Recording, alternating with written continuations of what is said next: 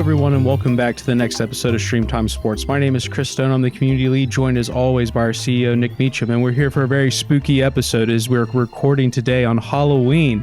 So, Nick, out of curiosity, does Jamaica have its own sort of Halloween traditions? Is it similar to what you maybe had in Australia or UK? You know, what's the Halloween vibe down there? It's a really interesting question, actually. I mean, Jamaica's a really interesting melting pot for the culture. So you obviously have some very traditional African culture. You have the American influence. You have a bit of British influence. There's also, the country is very religious. So there's a lot of religious characteristics of or traditions that the country follows quite closely. So with Halloween, from what we've heard from other locals that live here, that Halloween's very much a mixed bag in terms of how people celebrate it. So some do just because it's fun and something different. Others push back against it because I believe, from what I understood, I've not looked this up, but it sort of pushes against the religious belief somewhat. So it's very much a mixed bag. We'll be doing a little bit for it today.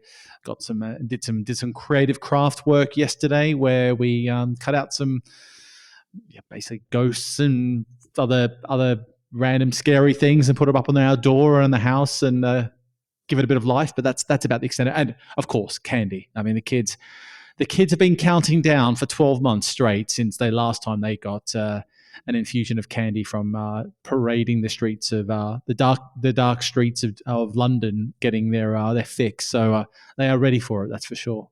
This might come off as a really ignorant question, but like, can you get pumpkins in Jamaica? I don't know. Are they native? Is it something they bring in? Like, because you just always carve your pumpkin on Halloween. Like, is that something?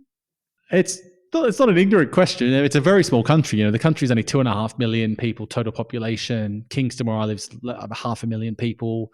A load of stuff is brought in constantly. And there's, for example, when you drive through near the harbour, there could be 5 or 6 container ships in port at any one time, dropping stuff off or going to the next stop. So there's loads of stuff coming in and out all the time. And that's why you really have to check the pricing in the grocery store, because sometimes you might pick up something like, apples can't be that expensive. Oh, you want to bet? They're about $2 an apple if you don't check the pricing. So grab a handful, and that's £10 or $12, $15 if you want to eat apples as your go-to. So you have to be smart with what you are buying. Pumpkins are fairly cheap here. You can get them. So I'm guessing they are growing them in some of the farms. And I have seen a bunch here. But if they don't have them, they would normally just import them on a massive container ship that comes to port every day, basically. So there'll be a bit of we haven't actually done that. It seems to be it is definitely lower key. It is definitely lower key here than even in the UK when I've spent a few years there celebrating. So it'll be fun nonetheless. Yeah, I grew up in the suburbs of Ohio, very near rural Ohio. So lots of festivities were going on. Last spooky season question, Nick, before we get on to business, and I'll answer so I can give you some time. Do you have a favorite horror movie or a particular horror movie that sticks out to you? For me, I will say it was Freddy Krueger when I was a kid, because the whole thing that was scary about Freddy Krueger was like, there's nothing you could do about it. You were in your sleep, so like you couldn't run from him, like you were trapped. And that was like one. I remember the first time I watched it when I wasn't supposed to watch it because my parents told me I wasn't old enough to watch it. I don't think I slept for a few days because I was just like, oh, he's going to get me. That Freddy Krueger was one that was a very spooky concept. Freddy Krueger was awful. I mean, a great movie. Great horror movie, not a great movie. A great horror movie, because it absolutely scared the life out of me, particularly as a relatively young person at the time. So that is definitely up there in terms of scariness. The movie, have you seen The Ring? I have, yes. That is probably the one that still sticks with me as the one that really scared me out of my skin, because it's different to other horror movies where you get, something's coming and it's going to get messy and bad soon. Like it really freaked me out a bunch of times. And then there's I think it's a Japanese version and the American version. I've watched both, and they're both just as scary. So I haven't watched a horror movie for a long time. They seem to have gone out of popularity. I don't know why, but actually I did read some of the thing. They're making a bit of a resurgence on platforms like Netflix these days. So I know The Exorcist has been remade a few times, but not my go-to. I'd rather watch some live sports or something a little bit more PG than watching those types of things if I can. Yeah, for sure. Like I said, there's a whole genre out there. If anyone wants to just, comment on their favorite horror movies, let us know. But we will move into the sports talk. And one of the things that's a bit interesting, when you were away on holiday, Nick, Steve, and I had a podcast. And one of the things we talked about or we debated was the possibility of the NFL going to a full slate of international games. Because, I talked about for my friends, I was really jealous. They wake up at 9 a.m., the NFL kicks off, and then they get to watch it all day when the London games are taking place or the Germany games are taking place. And we sort of had this conversation. Do you think the NFL would ever just say, screw it, we want to be on TV literally all day on Sunday from start to finish? And off the back of the last set of games, some interviews taking place for Roger Goodell, where he said they could be looking at a international media rights package to generate another $1 billion, which they seemingly keep finding ways to come up with new ways to create new rights. But Nick, having a full schedule abroad, to take up that full day Sunday, like, does that just make sense for the NFL? Is that too much football? Like, what's your take on that? The only thing is, I mean, the NFL season's brutal. It is absolutely brutal. And what I'm getting a little bit concerned with the NFL's approach here of the cash grab approach, because we've seen this in other sports properties. I'm looking at you, FIFA, a little bit, where more does generate more income. It just does when you're at the top end of the food chain. But the long-term knock-on effect is if you keep adding more games, and, in a couple of years, they get to 20 games or 21 games, what's going to happen next? You might start seeing fandom wane. Now, the real pro of the NFL is its condensed nature. It's 4 months, 4 to 5 months plus 5 months plus the playoffs of intense football, and you only have to focus on it for one day of the week. Whereas, like the American sports and also even football in Europe these days, there's stuff going on all the time, and you just lose track. And when you start losing track of a sport, fandom can wane. So yeah, it makes sense. No surprise they can generate more income with more games. They've always shown that more inventory can work. What I do like about this is I do think they need to find a way to unlock international still. They have to make a bigger commitment than they are now. It's working. It's worked incrementally and slowly to build its fan base in the UK and in Germany to get people to really experience the real life experience. The same in Brazil. But I do think they need to take a step, another more needle moving move, not creating a new league like they have and failed previously, but creating something that really gives people a real taste of the NFL in the time zones that suit them, because that is basically one of the big Achilles heels of the NFL is the time zones for a lot of other markets. So yeah, it can make sense. It will make lots of money. And the other bit I think I would add to all of this, maybe you're going to ask this, but I'll preempt it, is like, who would be the best and most viable buy for some of these things? Now, we have seen what Apple did with the MLS about this big global international deal. This seems primed. If anyone big like that's going to come for it, they're not going to sell it piecemeal to each and every market like they do now. It'd be Netflix. Netflix would be the logical one. They've gone into bed with them with Christmas Day, and it would make sense. That would be the next step, given some of the strategic moves they've made, and that might be why they're taking this look and this approach to start having those conversations, I should say. But yeah, they're in a great place, and no doubt there'll be interest in the consumption. Ratings will still be solid. They will make more money from it. But I just get concerned when leagues like this keep adding more and more and more. Fandom's going to wane at some stage as a result. I do like the point you raised about the fact that it is focused on one day. And I get there's the Thursday night game, there's the Monday night game. But for your point, 90% of the games are all focused on that one day. And that, I think that is an interesting point when you talk about that fandom, because you're right. Like, Premier League sometimes has games on Friday, sometimes it doesn't. It's got it Saturday, Sunday, and then sometimes it has Monday Night Football and it doesn't. And then to your point, Champions League or Europa is Tuesday through Thursday, and then you sprinkle in the FA Cup, the Carabao Cup. Like, it is a lot of days. And at least the NFL, for the most part, has been able to stick on that Sunday schedule. But I do think that's an interesting point. I think, talking about saturation, I hadn't considered the fact that at least they've done a decent job of staying in that, window of Sunday. Now, one thing I do want to talk about specifically is the UK.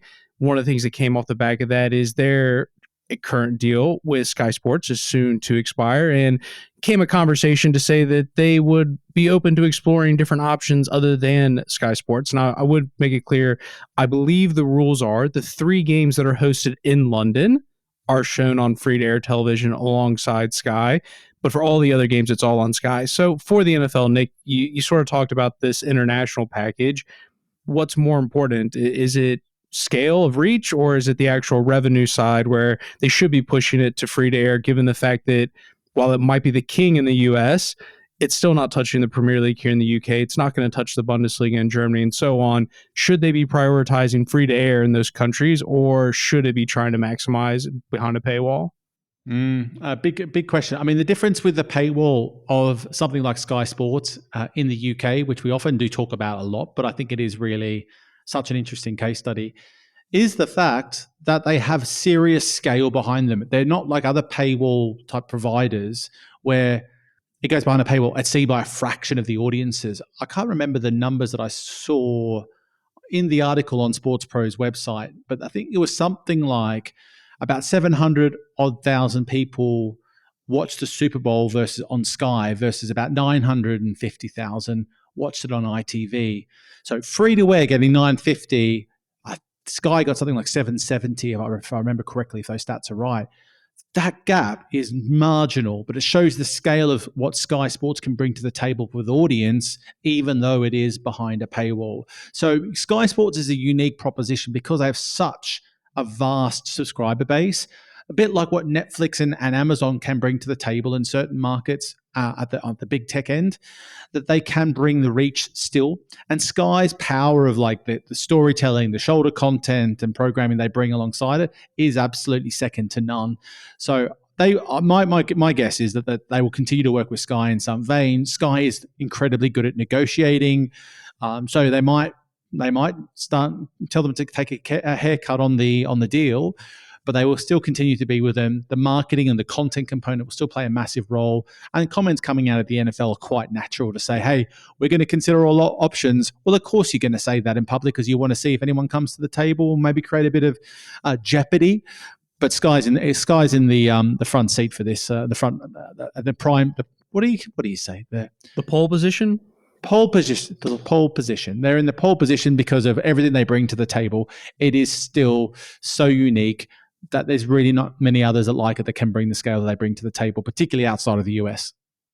Yeah, well, it's interesting to your point, and obviously if it's free to air, it probably doesn't necessarily matter, but I would imagine it'd be interesting to know, and the stats you provided, like, I don't think you can make a complete determination from that, but like, how many people are NFL fans that probably also aren't Premier League fans or Formula One fans that already have Sky Sports to pick up those things? Like, it probably actually isn't that big of a number. It feels like if you're an NFL fan in the UK, it'd be really weird to be a UK citizen and the only sport you follow is the NFL. That would seem very odd to me. It feels like the NFL being a niche sport would be the kind of thing where you're a fan of multiple different sports.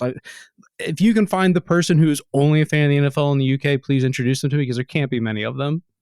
Well, I bet you they're probably from Ohio and only moved over a couple of years ago, perhaps. Yeah. But look, that's where it gets tricky, right? So we're talking about different layers of fandom. So one of the beauties of the NFL is that cyclical style, and someone that I think the NFL is so well positioned around fantasy sports. So there's a cycle to be had. Okay, after the the final game of the week, there's all the fantasy activity you need to do, waivers, then picking up players, then all that sort of stuff that happens. And you get your lineup set for the week ahead. Like that sort of cadence of like getting ready for the season. You know what you kind of got to go do for the week. And it builds energy to when the live matches actually happen, is to focus all your attention on it. So I just think the NFL has to, I guess, just be smarter. They're never not going to do it. They've always been very good at balancing reach with revenue and getting the right strategic partners. I don't think they're going to have any challenges of continuing to find and strike new deals to keep making that happen in the UK. So let's wait and see if anyone comes to the table. But we've talked about this ad nauseum with the Premier League and other ones. Maybe someone else is going to pop up. Like the NFL rights aren't going to be one of those needle movers that someone else is going to come in for. One thing I would say actually is we haven't talked much about the international Game Pass component. That's really interesting part of this because of the fandom you talked about who's going to be a fan. Like, I think sports fans who have an NFL fan interest will buy access to the Game Pass. Game Pass now, as we've talked about a lot, now sits within DAZN and within DAZN on Amazon Prime in a lot of instances for people who will access it through through that platform. So just what role is that playing in the longer term? Is there a buoyant Game Pass marketplace still for them? Because DAZN's definitely hoping that's the case, because that's why they committed such a huge amount of revenue to that deal, a minimum guarantee. Or if fans not at the top echelon in the UK, so therefore the free-to-air and Sky Sports deal are still so important to that mix. I think that's the bit that still, if they can continue to move the needle on like building more widespread interest, then the Game Pass still will play a pretty big role, because it's a natural funnel of top tier fans. I don't know. We'll have to see what happens there, but I do think the UK, you'll end up seeing the UK in the same hands again, which Sky Sports will keep hold of, I'd imagine. Yeah. Sticking in the UK just a little bit, we're going to talk about one of my favorite topics. 2 weeks ago, I got to talk about piracy, which is actually my favorite topic. My other favorite topic is talking about free to air. And we're seeing two sports properties move away from free to air.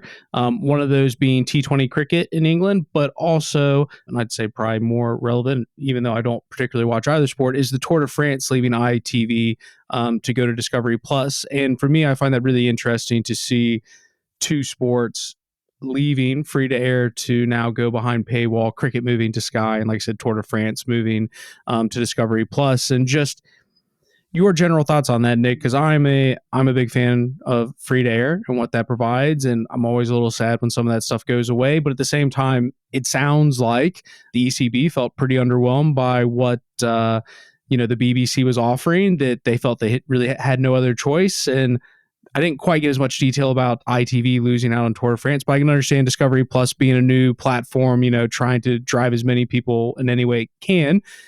But just your general thoughts on sort of those two moves and what it means from a free to air versus a pay TV perspective. Sure. Well, Discovery Plus. Let's look at the Warner Brothers Discovery business for a second. Now, Discovery, when they came to the European market, one of the major investments they made from a sports perspective was to acquire GCN, Global Cycling Network, which was a well-established media business that was dedicated to cycling fans. And what they went through was a bit of a transition phase of having a GCN plus OTT proposition, which was already well-established, had a good subscriber base. And if you remember what they did with golf, with Warner Brothers Discovery did with golf, having Golf TV as well. Same sort of type of concept. The difference is that GCN was basically built from the ground up through YouTube and also including a lot of non-live sports content, so a lot of leisure, say cycling content for want of a better description. And they really created quite a robust set of cycling fans consuming the GCN product that they acquired. What happened was that Discovery decided, and we've covered it on the pod when we've spoken to Andrew Georgiou many years ago, is they decided to flip the switch on that and go, let's actually shut down these independent titles and wrap it all into the Discovery Plus proposition. And since then, Discovery has been on a journey. Eurosport used to be kind of known as the home of cycling, and they really want to be seen as that. So that is their number one sort of defined audience set that Discovery Plus has from a sporting perspective, is we are the home of cycling. So they had to make sure that they had the Tour de France on offer. They have had it before in the past. But if they want to use it as a needle-moving subscriber driver, then going exclusive makes a truckload of sense for them to do that. So I can understand why Discovery Plus have made the move. I think it will possibly upset a lot of traditionalists and fans that have been used to watching ITV's coverage. It's been running for many, many years, since I can remember. In fact, when I was living in Australia, we would watch, I think, the ITV coverage on Australian TV, and that's in the middle of the night, we would literally stay up to watch it. It was such an event to lean into. So makes a lot of sense for Discovery to make that move. I'm not at all too surprised that ITV has stepped away from it from the cost perspective, but it's another sign of what's happening in the world around sports. Now, the big question is, does that matter? Does it matter to the Tour de France and Amari Sports Organization, ASO, on losing that visibility? My view is it does not. And the reason is, and normally I would say probably you need the free-to-air reach. But my reason I don't think it does is their business model, ASO's business model, is mainly through media rights and mainly through very domestic sponsorship deals. So you watch the Tour de France, most of the major brands you'll see are very domestic, French brands that are visible throughout the race. and they're typically targeting the domestic market still. So they're very good at doing those commercial deals there. They're less so about, do they need to build a massive fan base for cycling in the UK? Are they going to generate any returns from that? The answer is not really, because they're so domestically focused. So for them, I don't think it's a massive loss from a visibility perspective. They will still have such a great, powerful brand that I think it will be great. It's a great acquisition tool for Discovery. So it does make a lot of sense in this sort of marketing climate these days.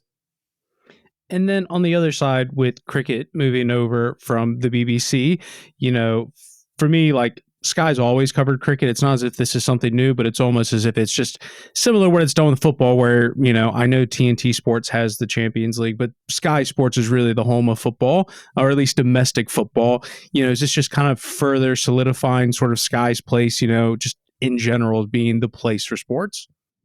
So again, you have to look back a bit again. So it seems like we're getting very nostalgic here and like looking back in time to work out where we've got to. Because I do actually think we could probably look too much in the now. But cricket was one of those sports, and I've not followed the UK journey too much, obviously being from Australia. But UK, and so the cricket side of things, was one of the first to jump into the pay TV wagon. They got offered a check they couldn't refuse, and Sky Sports acquired a bunch of rights and made cricket exclusive. And that was kind of the sort of the turning point in many's view that saw the popularity of cricket starting to wane in the UK, or particularly in England, obviously, because that's where its roots are. So pay TV and Sky Sports has got a really long established cricket audience and fan base. So them investing in having the bulk of cricket, again, I don't think it's a major issue for cricket fans, for actual cricket fans. The issue is that cricket still needs that funnel, and it's very different to the Tour de France situation. But English cricket still needs some discoverability, still needs visibility across free-to-air channels if they want to continue to drive the next wave of players, the next wave of fans. It's not rocket science. That is the ideal mix of what every sports property who's got particularly a responsibility to drive growth at all levels of a sport has to be focused on. So when they got a low ball offer, they had to make a decision. Again, revenue versus reach and relevancy in this instance, like a bit like the NFL is focused on. And so they kind of made a rod for their own back, is my point here, through the decisions that were made many, many years ago by allowing Sky to take such a stranglehold of cricket fans. Very lucrative for them. It was a big success from Sky's perspective.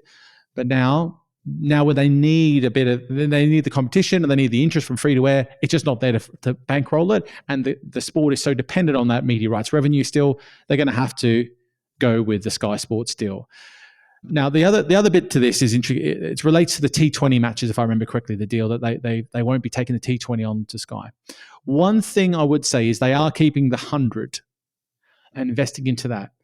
And I was trying to reflect on this before. Why would that be the case? Why would they take T20 and not take the T20, but take the 100?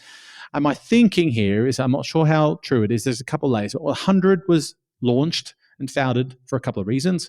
One, it was launched with a view of being very much a free-to-air sort of proposition, being built commercially with a very strong sponsorship model based upon the reach that they would get through those channels. So if you look at some of the sponsors that have come on board, the FMCG brands, those deals were struck as part of the approach that the 100 and the ECB and Two Circles, who was leading the commercial approach, were focused on, which is very much more of a sponsorship-led approach versus what we see with traditional cricket, the T20 version, which is being funded by a media rights approach. So I think that might be a reason why they're able to hold on to the 100. They're not seeking as much revenue out of the media rights deals to keep the 100 on free-to-air channels, because they've got a model that's a bit more secure and more focused on sponsorship, is my guess. That is a guess. It's an opinion, but I think that might be why they've approached it that way.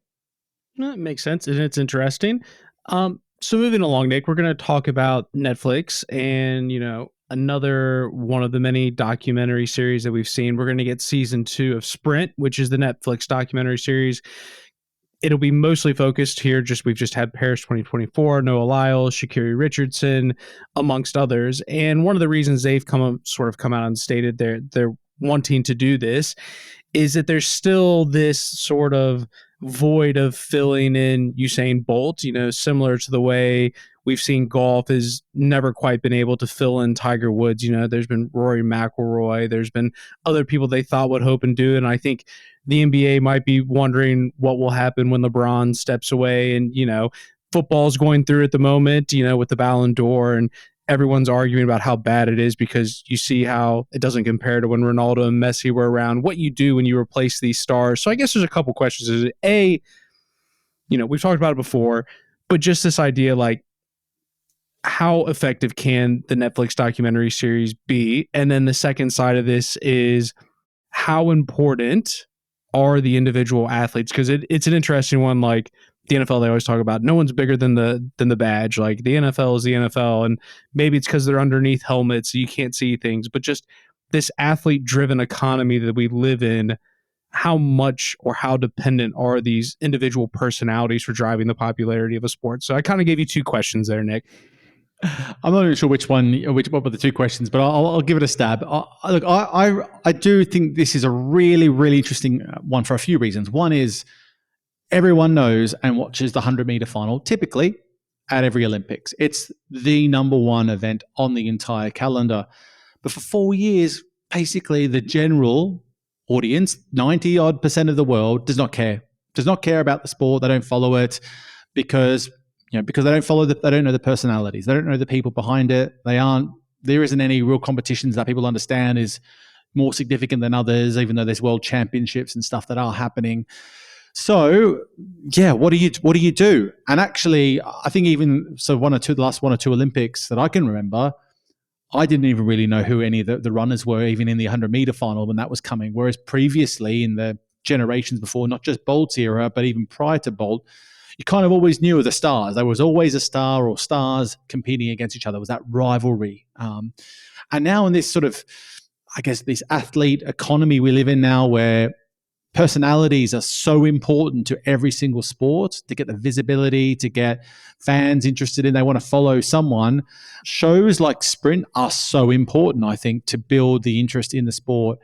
But I think it's almost like they need each other just as much. Like for Noah Lyles, who was the star and face of the first show, if he hadn't won the races that he won in the documentary series, then it might have fallen a real flat. It might have been an interesting story, but it wouldn't have had the same impetus. So they have to make sure when those companies are producing it that they've got their eggs in enough baskets just in case one of the stories might fall flat.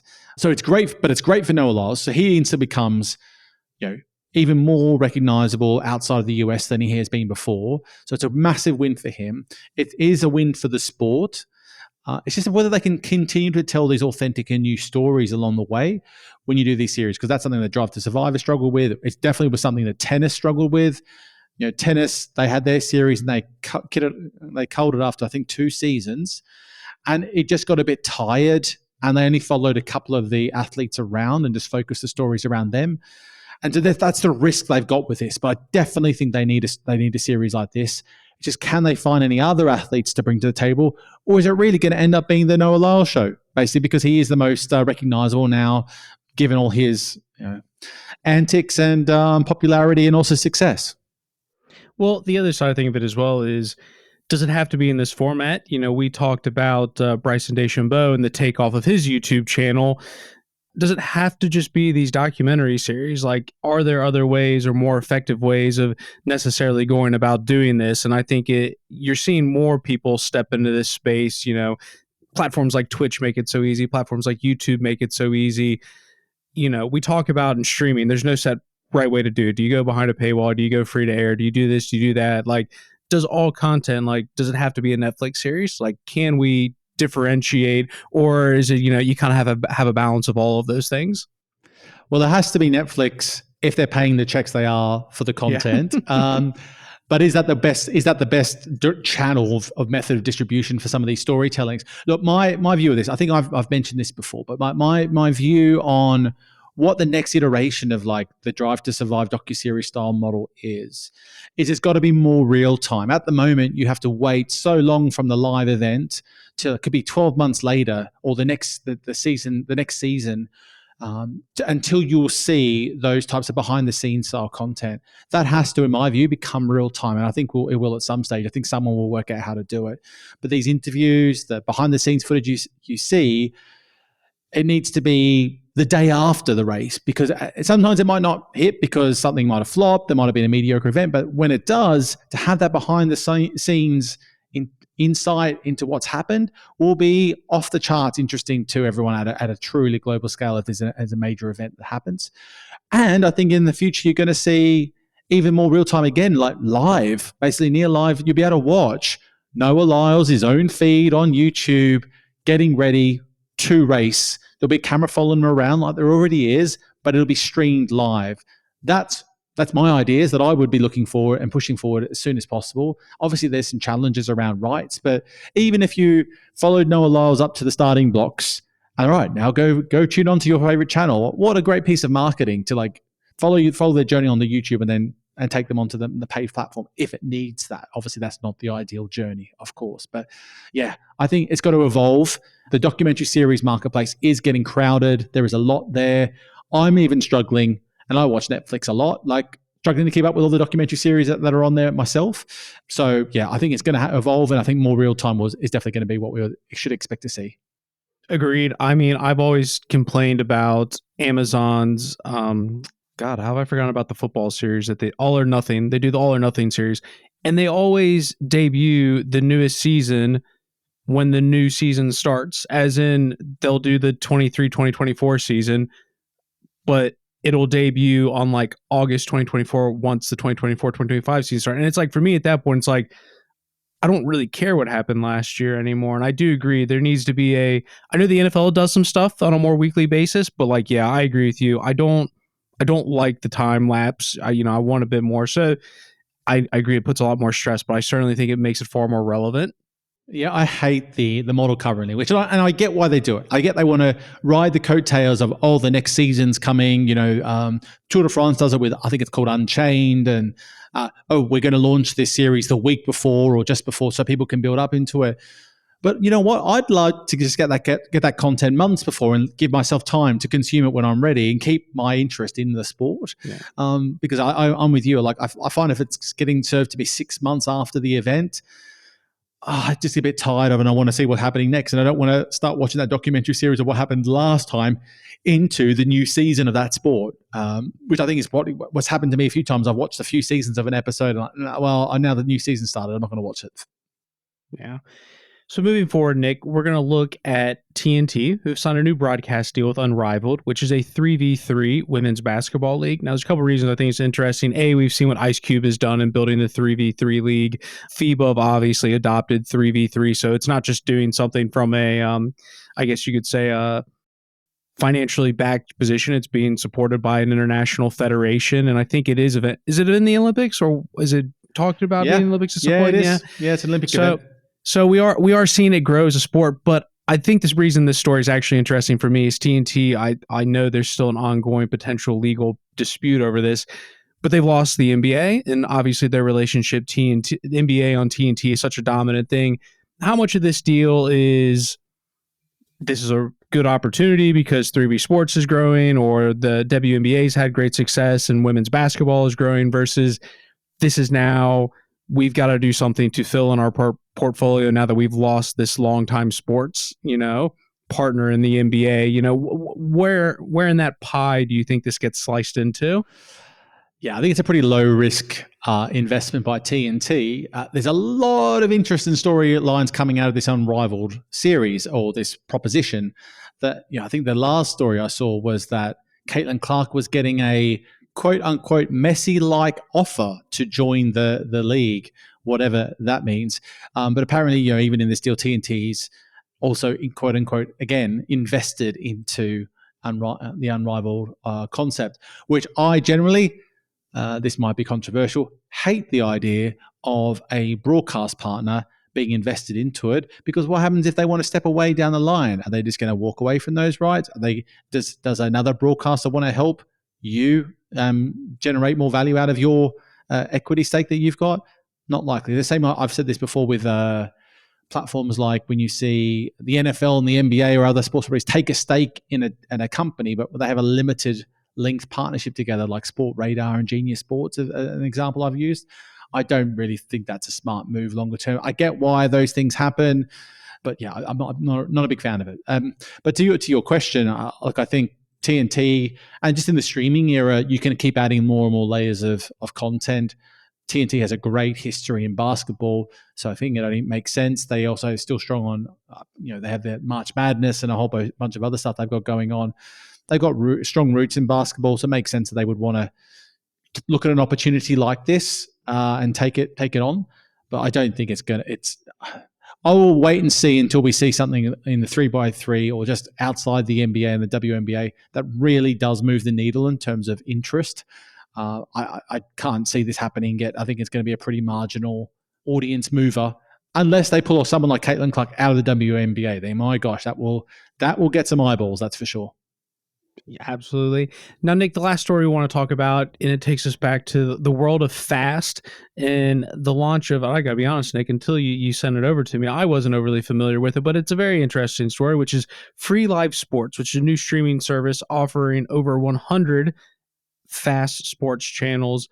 And the thing we know about FAST is FAST covers all kinds of stuff. It's not just going to be your NFLs, your NBAs. I could see in the news that they were talking about having cornhole, which, me being from Ohio, I'm a very avid cornhole player. I've got my own set of boards and bags over here. I set it up in Victoria Park in East London. No one has any clue what I'm doing, but like FAST is obviously this great place for all sports to, get. It's a great democratization of sports content. But Nick, for you specifically, what stands out about this Free Live Sports launch and just this, amalgamation of sports channels? Yeah. Where do I start with this one? I like the idea of, I'm a pretty big sports fan. I like the idea of having one destination and I can quickly scroll through and see if I can find something I want to watch. And there's a pretty interesting mix of sports, not definitely nothing top tier there, but an interesting mix. Sometimes I've had it at home where on my Roku TV, I have very few apps actually available because I think they're excluding Jamaica. So some basic ones like even DAZN and Prime Video I can't get access to through my TV. But there's like World Poker Tour. So sometimes I put that on in the background if there's no sport that I want to watch on TV. Just have it in the background. That's one of the channels, for example, that these guys have. So sometimes you just don't really care. You just want something on the TV, perhaps in the background. Perhaps you want to check out some other sports.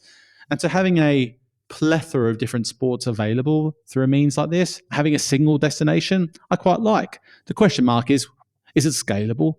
Are they going to be able to generate enough revenue? Because obviously the model here is free and ad supported. How are they going to generate enough income to make it work for them? Now, I do think in this fast era we live in today, it is much more viable to run a very efficient, low cost, fast platform and generate some money out of it, but you have to go, from what I can tell, they're probably going to have to go to market and do all the ad sales work themselves or work with an ad agency partner. That's a bit of a grind, but achievable if some people buy into the prospect of being on these types of platforms. But it's what it isn't. It isn't like a fast channel within an existing legacy like operating system. So let's say Samsung's plethora of channels. So when we've talked about fast before, you would see that maybe Samsung or LG or those types of big players might have like 200 channels available, which is obviously a stupid number. Of them, you might find 10 sports channels roughly.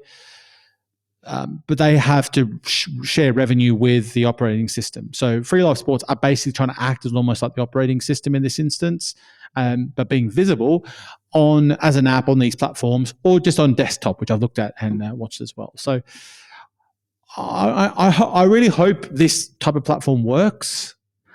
I'm just not sure how much revenue it can generate to like make it worthwhile for others to follow. I think it'll be a slow burner. But I hope it works because it means it could be yet another destination that sports has to get visibility that it doesn't have through its traditional means today.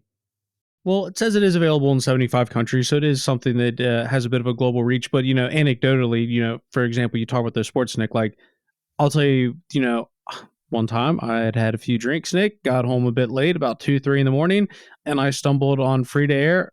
I discovered kabaddi, and I think it's an incredible sport, but I think it's more this, can fast be this massive thing? Like, I don't know, but there's also these things where when you put a sport like kabaddi on just somewhere where it can be discovered, all of a sudden, like, if I see kabaddi on TV on Sky Sports, sometimes if there's nothing else on TV, as you say, like, I'll just put it on because I like sports and there's nothing else to do. But I would have never done that if I didn't have that chance to stumble across it.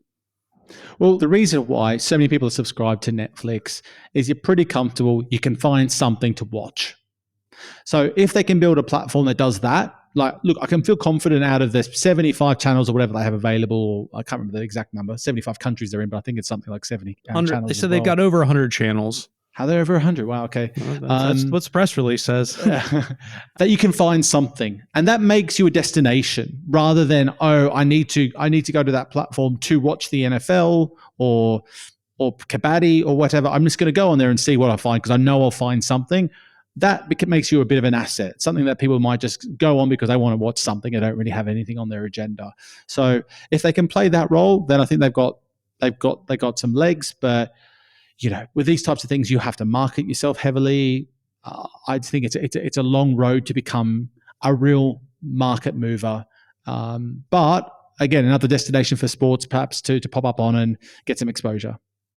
Absolutely. Well, if you've never heard the word kabaddi until this podcast, please go YouTube it. It's an incredibly entertaining sport. I still don't really know all the rules, but I don't think you need to really appreciate it. It's not that it's a complex sport, but it's definitely worth just spending some time on YouTube looking up kabaddi highlights. It's great. I've watched some highlights, and all I didn't really get is they're hitting each other, then they're throwing each other around. It's great. And I think it's like the number 2 sport in India. Now, India is not a small country. It is, it's pretty cool, pretty crazy stuff to watch.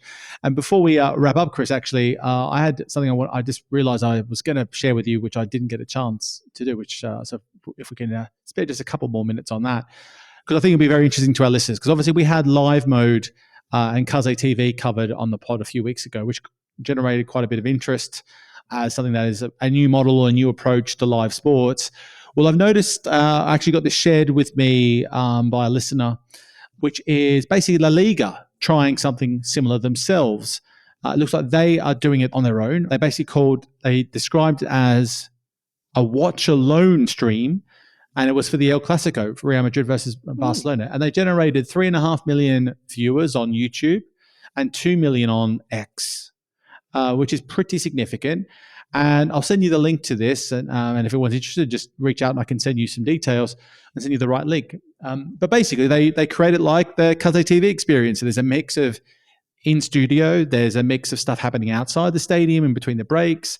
But what's really cool is they even have a mix of different camera views. At some stages, they've got coaches, like the game's going on one screen, and then they have coach view, then they had, I think, maybe a player view going on. So it's a really dynamic, and there's obviously data and stats being shared.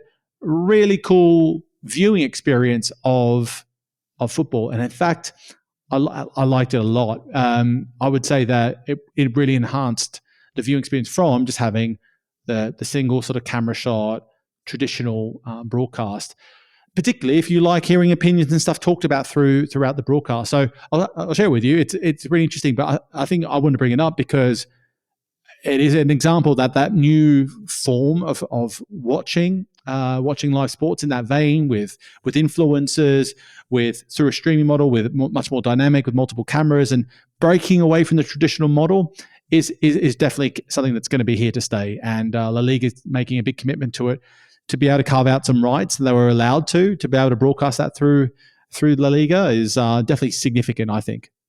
Well, a couple things on that. One is La Liga does a great job of broadcasting. I don't get to watch the local streams, but when I get on Twitter, there's a lot of screenshots, lots of video recordings of what they're doing from a AR perspective in terms of using data overlay and stuff like that. Like, it's incredible level stuff. Like, I know La Liga has got La Liga Tech. They invest a lot in that, but La Liga seems to be doing a lot of stuff on that side. The other thing that reminds me of is our good friend Peter Scott. We've gotten to interview him here on the StreamTime podcast. Used to be at Turner Sports, now off doing his own thing. But even 3-ish years ago, Nick, when we first started doing this podcast, the thing that Peter Scott talked about. He's like, I'm not interested in all these crazy features. What I'm trying to figure out is how do I take the same game and broadcast it 100 different ways? And I think that's sort of what some of this stuff reminds me of, is they're not necessarily creating necessarily new products. It's how do I take the one feed and then super serve it to whatever it is. If it's a betting feed, we need to have it betting focused. If it's people that want the alternative commentary, how do I do this? And it's just, how many ways can I splice the same footage? And Peter Scott's an incredibly intelligent person, one of the smartest people I've ever met in the industry. And it's seeming this stuff is kind of taking a bit more of a hold. Well, they're making the content way more interactive and engaging. I actually hate saying those two words because we hear it a lot in the industry. But now this is actually an example where I'm like, you know what? I'd watch that and I'd be really watching it actively. Whereas I think with football, my view is on football as a particular sport is if a game can get dull in football, and actually you might have it on, but you'll be flicking on your phone. You won't really be paying a lot of attention. But in this format, you constantly have something to really engage with you on the feed because they are moving it, keeping it really dynamic. If anyone's interested, let me know. I can send you the link to it, but I'll send this one to you, Chris. But I think it's here to stay. It's here to stay. I'm just whether or not it's going to be something you'll see on more mainstream broadcasters, mainstream platforms. I think that's going to be the natural next step. For sure. Well, Nick, I hope you and the kids enjoy your trick-or-treating or whatever you're going to get up to tonight for Halloween. And thank you, everybody, for joining us once again. Thanks, everyone. Now, before you go, if you liked what you heard today, be sure to rate and review and just let me know what you think on social. You can find me on most social platforms as Sports Pro Nick. And please do spread the word of the podcast. There's no better way of marketing than word of mouth, whether that be in person or on social media. And if you don't like what you've heard, or you think we should be doing more or less of something, then reach out and let me know, as I'd love to hear from you. Thanks, Stream Timers. Until next time.